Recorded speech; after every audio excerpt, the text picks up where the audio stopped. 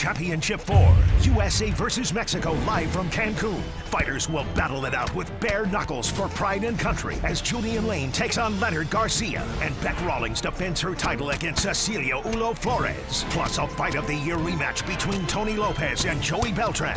Bare Knuckle Fighting Championship 4. USA versus Mexico Saturday, February 2nd. To order, contact your local pay-per-view provider.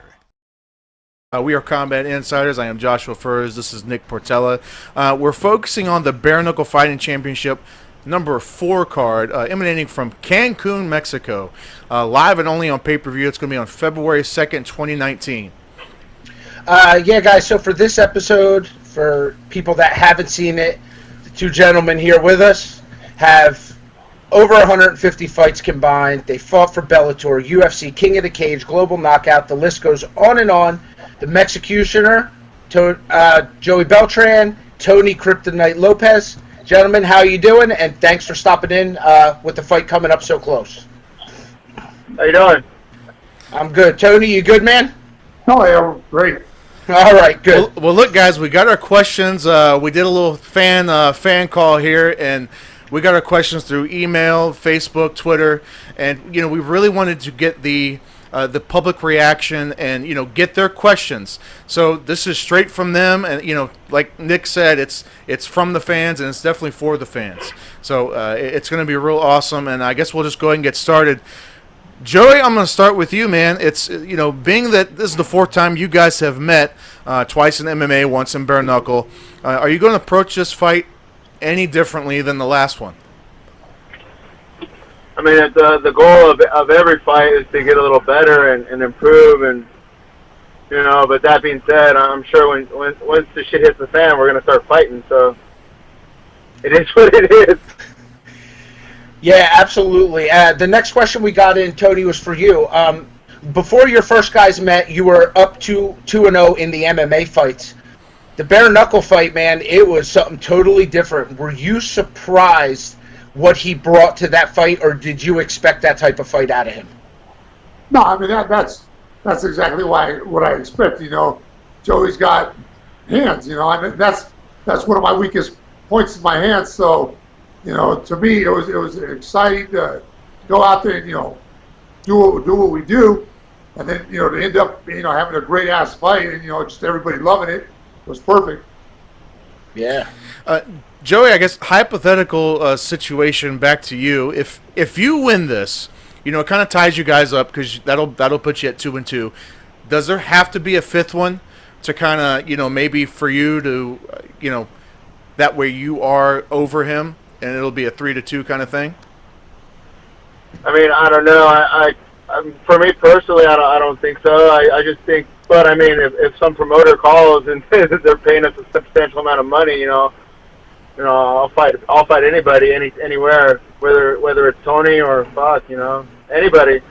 As far as I don't really feel like there's any personal blood, or maybe there's some shit talking back when we were younger. But I mean, honestly, now it's we're old, we're older, Right. we're martial artists, we're fucking, we're fathers, we have kids that we're providing for. We're not here playing games, Yeah. Right. But like I said, the same thing applies, man. If somebody offers us a substantial amount of money, we'll fucking fight. Right. Now, Tony, the next one's for you. So, in reality, man, you got a ton of fights. You've done it all in combat sports. What was so appealing about the bare knuckle boxing that made you kind of leave your element? Well, it's more, for me, it's more real in the sense of you ain't got no gloves, so the hits are hits. Everything that's all it is. Basically, it's just more real for me. For me in MMA, I mean, the only thing is just the gloves that keep it from being real. You throw elbows, knees, throw everything. So, knuckle was the element I was missing in MMA, so it just felt just right. Well, there it is. Joey, back to you, and you already kind of touched on this already. After your guys' fight from bare knuckle, you guys took some photos back in the locker room, and it was all over social media. How important is it to you to, I guess, show that respect side and show that good sportsmanship side? I mean, I think it does. how can I rephrase that? It does have an important part because of how new the sport is, and people are already looking for anything like, anything to look down upon the sport. That's what really, really bummed me out. Like, yeah, Vice did that huge piece on bare knuckle, but then they had that fucking moron, Esteban Bayon, just running his yapper, just making us all look bad and embarrassing themselves. Embarrassing us. It made us look bad. Like, dude, we're I don't know about Tony. Like, yeah, I cuss but I have a lot more respect for the sport, for my opponent. Just for what it is that we're doing out here. Like I said, I mean, we're fighting for our families. We're fighting for at this point. We've been doing it for so long. We're fighting for our legacy. Conduct yourself like a professional in the interviews, in the media leading up to the actual fight, during the fight, after the fight. Be professional in every sense of the word. I just want to point out something because I saw what you were talking about, like kind of shitting on the sport. Prior to the first event, I wrote a very long-winded article about the history of the sport, how it's actually safer, because, I believe that what you guys is doing, it's the purest form of combat, and science has shown that it's safer. So for all the people that have anything to say, I dare any of them to get in there with either one of you. This is just not going to happen. But, you guys are bred warriors. It's what you guys do. It's what you love to do. And like you said, you have families to worry about. And for all the people that dislike it, they can, screw off. We appreciate, as the fans, what you guys do. Now, after I'll get off my pedestal. The next one's for Tony. You currently compete MMA, bare knuckle. Like I said, done it all. Do you plan to fully transition into bare knuckle or just MMA, or are your options just staying open for the love of combat sports? Well, it depends on how this next fight goes. If it goes my way, well, the money's in bare knuckle right now, so that's where, hey, I might as well, go that way and, try and perfect everything. Right. But if it's my way, to me, I'm more, like I said, we are older and I'm at the end of my career. So I don't need to keep, I've done so much that I don't need to keep doing this. I might just, tone it down a lot to where I'm just, maybe a couple times a year just doing it for the fun of it. So, like I said, to me, this next fight, decides a lot of my future of my career. This next question is to both of you, and Joey, I'll go to you first. And of course you guys respect the hell out of each other. You guys know each other. You fought 3 other times already. But what weaknesses do you think that you can exploit from the other? I mean, I think honestly, like for me personally, it's not fighting like myself, not just fucking getting pissed and just throwing heat and taking punches and delivering punches. My last fight, like, I think it was literally the first punch that fucking Arnold Adams landed. It split me open. That was a big eye-opener. For me personally, my approach to the fighting is always hands up, chin down, come forward. Like, I'll eat your jab to get my hands on you. Like, I don't care. Now I know, like, okay, bare knuckle, you can't do that. Like, because a little jab, a little flick of the wrist, it'll slice you open. Especially, I have a lot of, scar tissue up above my eyebrows, and so for me, it's going to be really hard for me to not give in to my natural instincts and start scrapping. But we'll see what happens, man. Especially with that crowd going crazy in Mexico, and I feed off the energy, and we'll see what happens. Tony, same question to you. Well, I mean, my biggest problem is just my starts.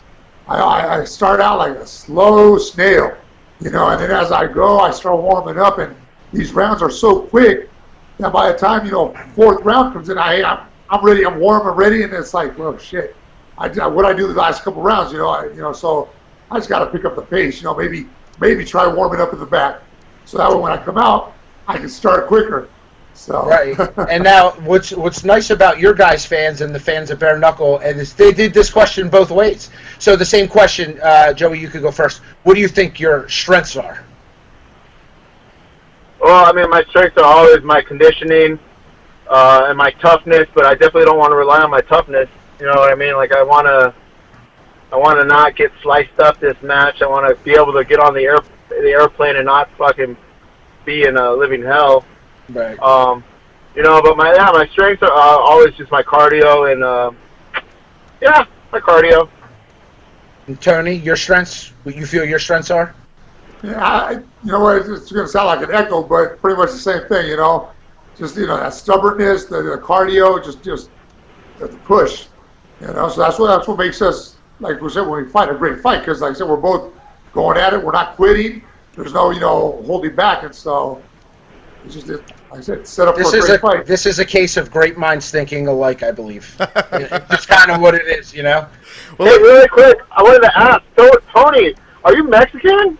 Or are you Native American? I'm Mexican Indian. Okay, that's what I thought. Because my mom was asking me, she's like, is Tony Lopez Mexican? I was like, I know he speaks Spanish. I was like, that's a big ass Mexican. I've been looking for another Mexican this tall, so I still haven't found him. Yeah, man, yeah. That's the funny thing is like, my nephew was like, oh, they put you on the Mexico side. Are you on Team Mexico? I was like, what? And I saw a little post, and I was like, I don't know, man. I was like, dude, I know that Mexicans don't like Mexicans like me, so whatever. I'll still plan on going down there and trying to win them over with my performance. But that's just a reality of being a Mexican born in America, man. Mexicans, we don't really vibe. There's different levels. Different type of Mexican over here, so different types of Mexican. There's levels to this game. I only speak the truth, man. Hey, and we appreciate that. Yeah, nothing wrong with that. Well, look, next question is kind of both of you again. Nick already kind of touched on it, but you guys have a total combined fights, like I said, over 150 fights, man. What drives you guys to still want to keep doing this and still want to stay in the business of punching people in the face? Again, Joey, to you first. I mean, I almost wish like I would just get my ass whooped, like really bad, like schooled, like fucking just schooled, and then I'd be like, all right, Joey, you're done. I just feel like all my losses when I was in the UFC, like I was going through so much like personal shit and just really like fucking around, man. Like, and it would just like clean up my act for like 6 weeks before the fight, and still like go out and put on like performances that people loved, and I grew a good fan base and everything. But it's like in my head and in my heart, I was like, no, I'm bullshitting around, like I'm fucking drinking and fucking boozing and doing drugs and everything, like partying, having a good time, living the life, and then like, okay, I'll shut it down for 6 weeks.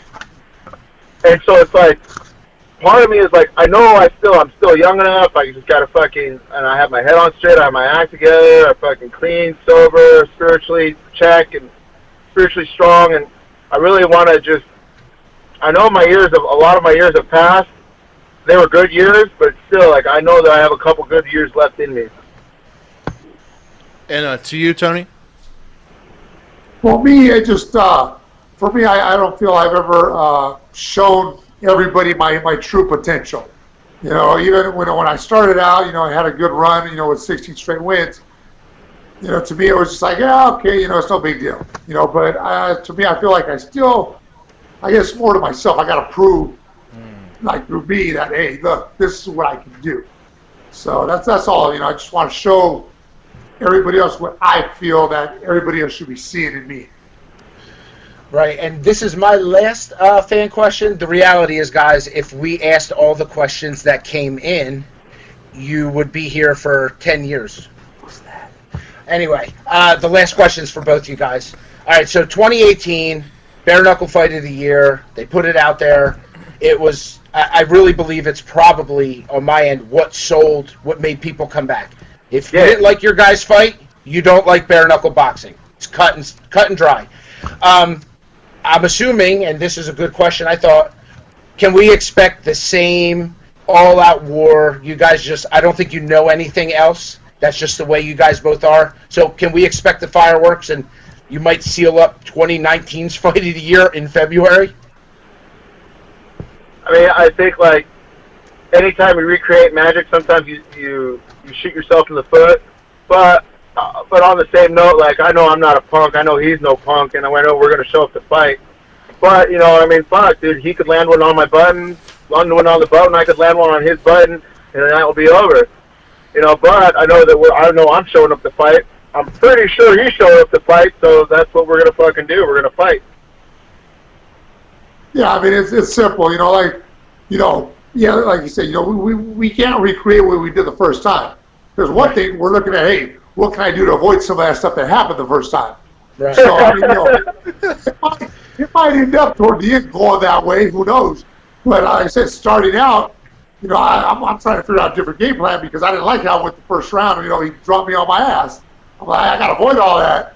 So, who knows? And my last question, and again, same thing. Obviously, you guys have tons of respect for each other. But at the end of the day, somebody has to get the W, right? Someone's got to get the win. What's the prediction that you guys have? It went to decision last time. What's the prediction that you guys, have for the fight? Joey, you first. I think I'm going to pull out a decision. Yeah, I don't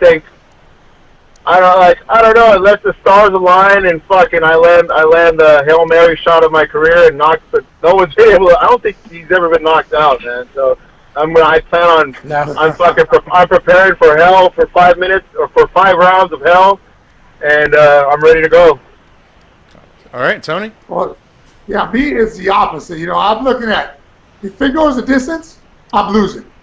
You know, so I got to do somehow or some way. It's got to be finished. So like I said, that's it right there. You know, I got to focus on, hey, I can't let it go the distance because no matter what, for some reason, I don't look pretty enough or I don't got the beautiful skills and all that kind of stuff to make it look good. So yeah, there's no distance for me. All right, guys. Well, there you have it. We're pumped. I think the world is pumped. Bare Knuckle 4, USA versus Mexico, February 2nd, Cancun, Mexico, live on pay-per-view. Go to bareknuckle.tv for more information. Thank you so much for your time, gentlemen. Joey Beltran and Tony Lopez. We appreciate it so much. You guys are absolute warriors, and I think you guys are awesome, for the world of combat sports in general. And that's all we got. For Nick Portella, for Joshua Furs, we're out. It's time to knuckle out! Bare Knuckle Fighting Championship 4, USA versus Mexico, live from Cancun. Fighters will battle it out with bare knuckles for pride and country as Julian Lane takes on Leonard Garcia and Beck Rawlings defends her title against Cecilia Ulo Flores. Plus a Fight of the Year rematch between Tony Lopez and Joey Beltran. Bare Knuckle Fighting Championship 4, USA versus Mexico, Saturday, February 2nd. To order, contact your local pay-per-view provider.